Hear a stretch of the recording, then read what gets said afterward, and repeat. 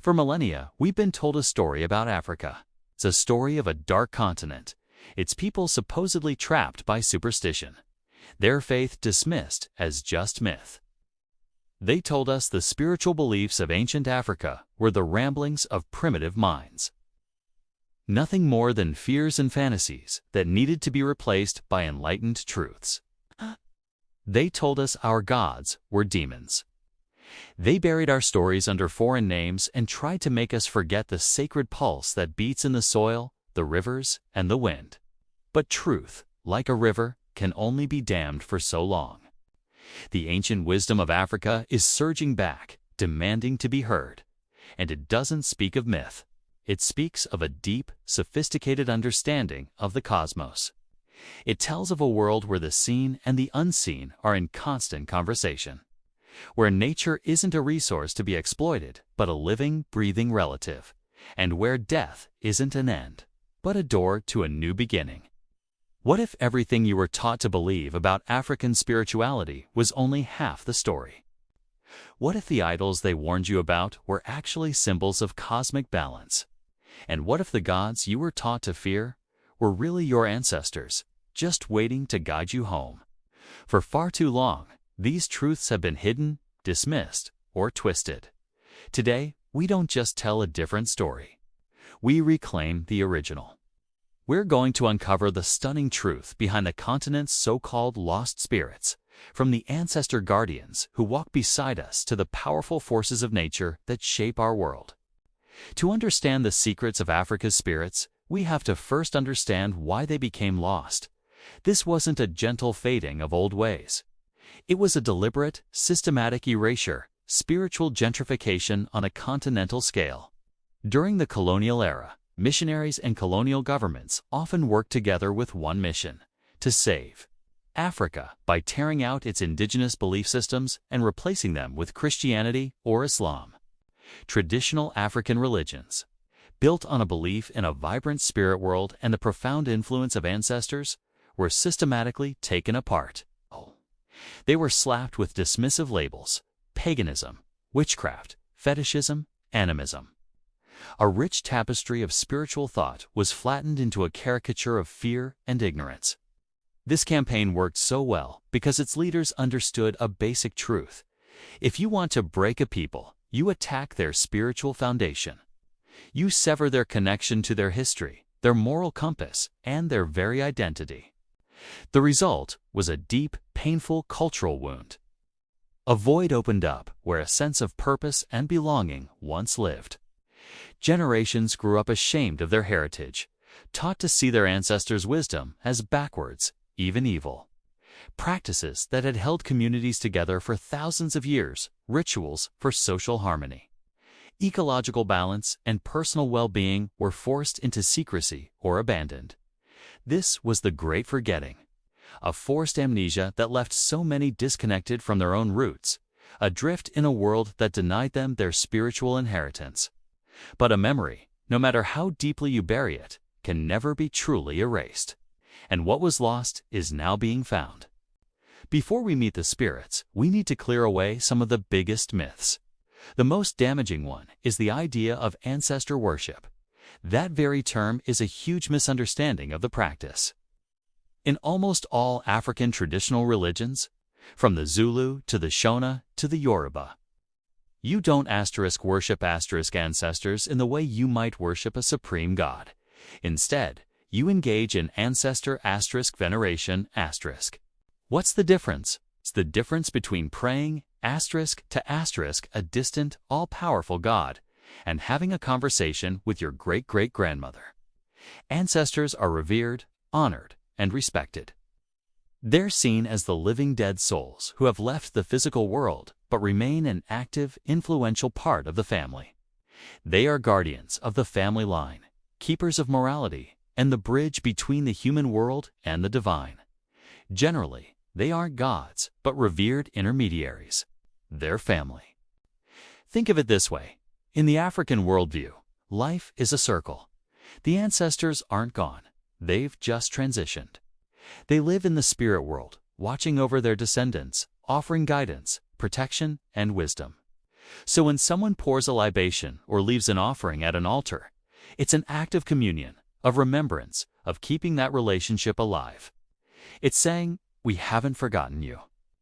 We honor the path you walked, and we ask for your wisdom as we walk our own. This relationship nurtures core values like family loyalty and keeps a people's history and identity alive. A great example is the Agungan festival of the Yoruba people, where masked dancers actually embody ancestral spirits, bringing their presence right back into the community to give blessings and remind everyone of the unbroken chain between past and present. This brings us to the second huge misunderstanding: a world full of chaotic, random spirits. The African spiritual worldview is, at its heart, deeply holistic. It doesn't draw a hard line between the spiritual and the physical. Instead, it sees a universe animated by a single life force, a divine energy flowing through everything. The Yoruba call it asterisk, ash, asterisk, asterisk. It's the power that makes everything asterisk be asterisk. In this reality, everything has a spiritual side. The rivers, the mountains, the forest soul are filled with spirit. This isn't just animism in the simple sense of believing a rock has a soul. It's an elegant understanding that humanity is part of a vast, intelligent, sacred ecosystem. The spirits of nature aren't random ghosts. They are the personified forces of the natural world. To disrespect nature is to disrespect the spirits. To pollute a river is to literally wound a goddess. This worldview creates a deep-seated ecological responsibility and a respect for the natural world that modern society is only now starting to relearn. It's a framework built not on domination, but on balance, harmony, and reciprocity. So, let's walk into this sacred world and meet some of these spirits. They are as diverse and vibrant as the continent itself, each a unique expression of the divine. The spirits of the water, nurturers and avenges. Water is life. It cleanses, it heals, it gives birth, and it can take everything away. In African spirituality, water is a sacred and powerful force embodied by some of the most revered spirits. You've probably heard of asterisk, asterisk, Mami, Wada, asterisk, asterisk, Mother of Water. Her influence spread from West and Central Africa all the way to the Americas, carried on the tragic tides of the slave trade. Mami Wada is complex, a spirit of mesmerizing dualities. She's often shown as a mermaid, a beautiful woman with the lower body of a fish or snake. She represents wealth, beauty, and incredible luck. But she also embodies the untamable, destructive power of the ocean. She's seductive and jealous, a fierce protector of women and children, but a force you must respect. Her tradition became a secret source of strength and identity for enslaved Africans resisting oppression. Further south, in the lands of the Yoruba, we find asterisk, asterisk, ocean, asterisk. She is the Orisha, or deity, of the sweet waters, the rivers, and lakes.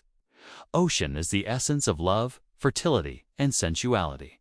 She is a healer and a bringer of prosperity.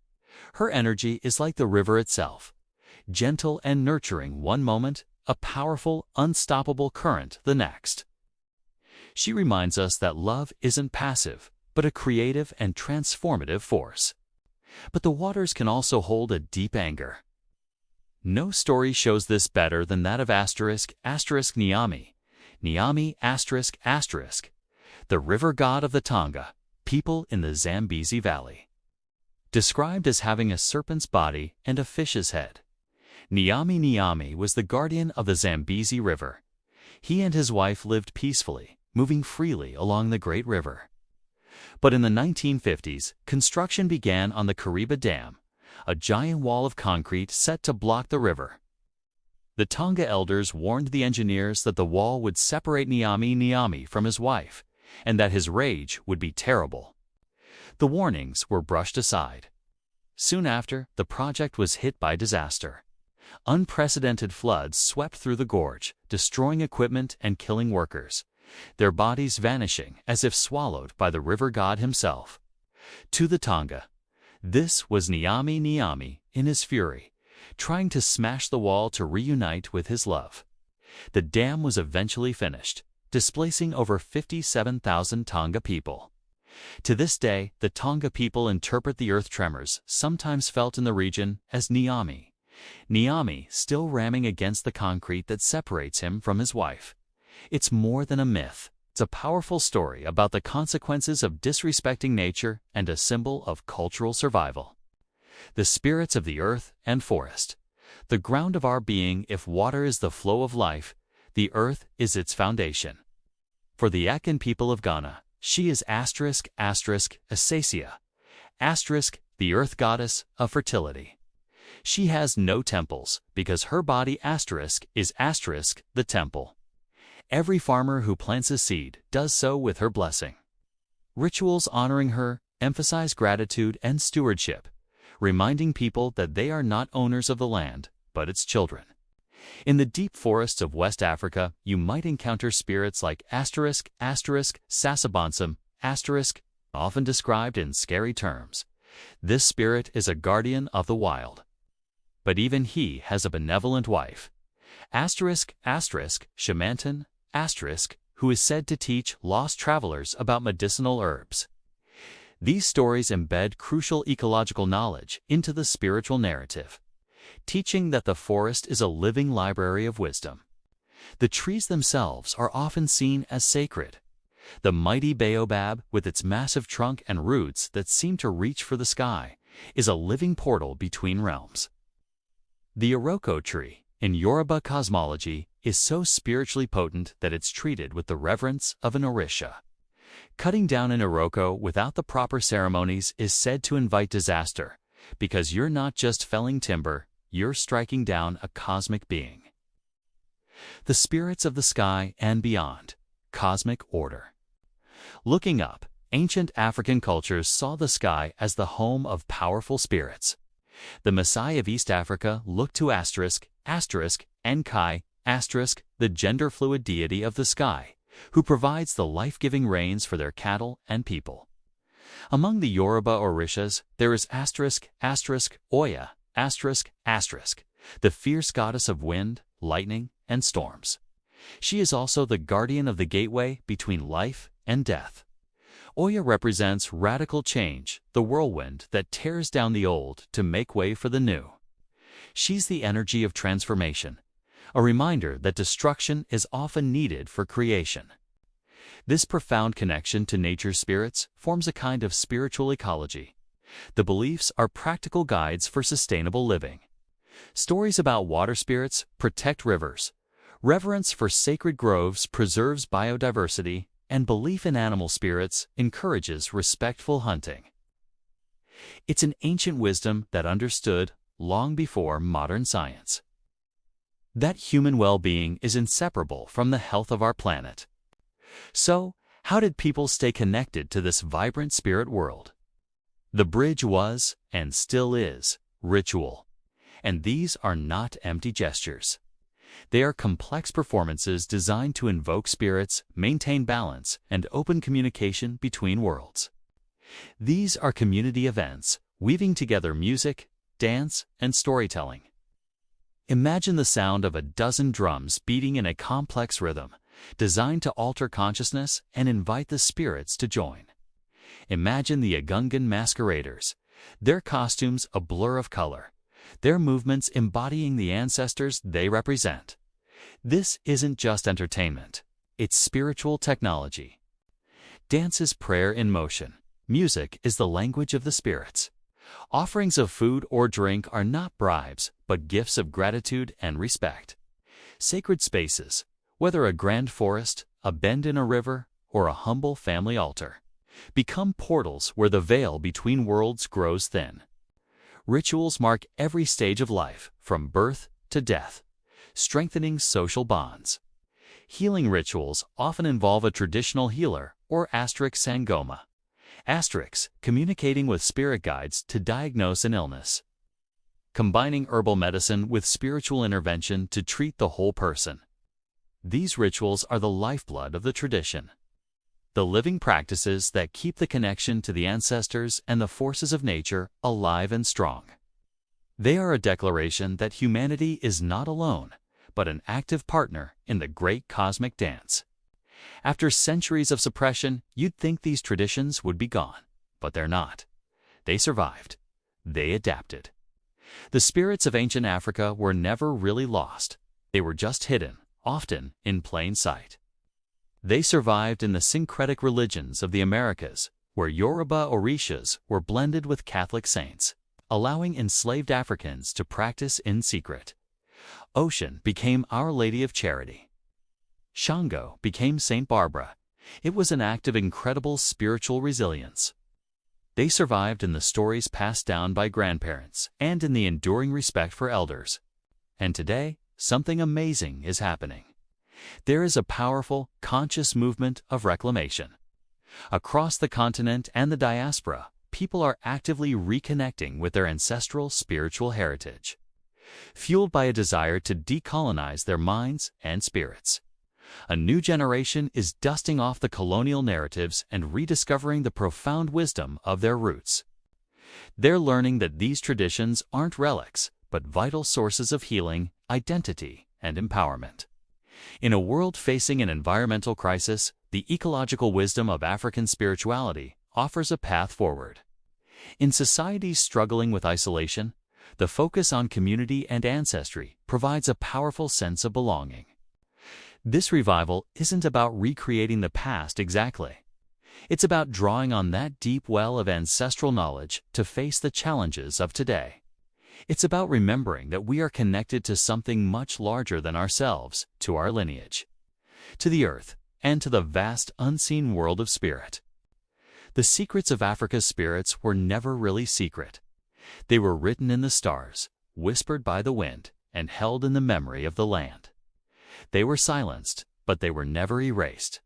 The truth is, these spirits are not lost. They are waiting, waiting for us to remember, waiting to be honored, waiting to guide us home. This journey of rediscovery isn't just for people of African descent. It's for anyone who feels disconnected from nature, from community, or from the spiritual side of life. The worldview of ancient Africa, with its emphasis on balance and interconnectedness, holds a deep wisdom that the entire world needs right now. This is just a glimpse into a vast and profound spiritual universe. The real journey starts with curiosity, respect, and an open heart. What part of this holistic worldview resonates with you the most? Is it the guidance of the ancestors, the power of nature spirits, or the wisdom of ecological balance?